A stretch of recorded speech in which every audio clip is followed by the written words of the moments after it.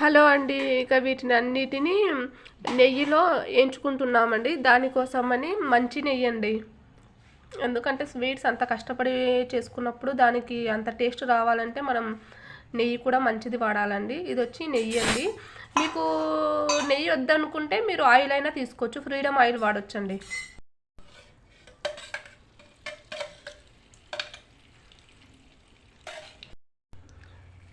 ఇలా అన్నీ ఒక్కొక్కటి దాంట్లో పెట్టుకోవాలండి. కొంచెం జాగ్రత్త, ఎందుకంటే కాలిపోతాయండి వేళ్ళు. మా అత్తకి ఇప్పుడే కాలింది, పాపం.